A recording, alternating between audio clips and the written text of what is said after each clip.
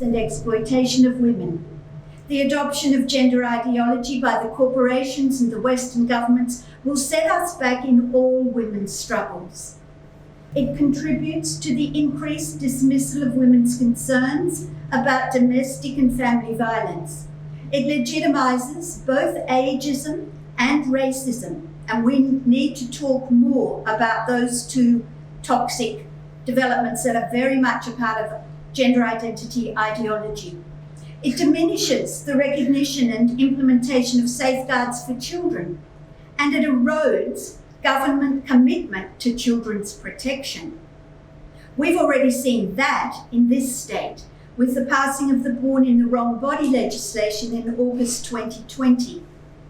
It reinforces sex role stereotypes, and there were some of us in this room who thought we'd made a really good dent into sex role stereotypes a few decades ago. Gone. It reinforces the hierarchy based on sex. It encourages the increased sexualization and objectification of our little girls and our teenage girls. Gender ideology is a deeply conservative and regressive ideology that has the major institutions of capitalist society in its grip. And I think it's time we stopped using the term progressive when we talk about people who have embraced gender ideology. There is nothing progressive about misogyny. There is nothing progressive about homophobia and in particular lesbophobia. There is nothing progressive about breaking down safeguards for children. On the plus side, however, we're down, but we're certainly not out. We have the potential, and I see some evidence for this, for a rebirth of the women's liberation movement.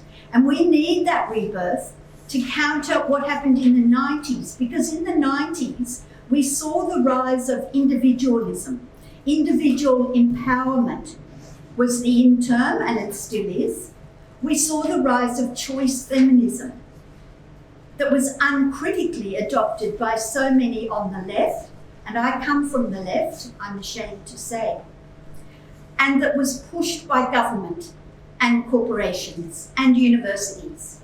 We have an opportunity to turn that round, and I think that there are young women who are beginning to see that feminism is about class analysis. It's about collective analysis, collective strategy, collective action, and we need to build on that.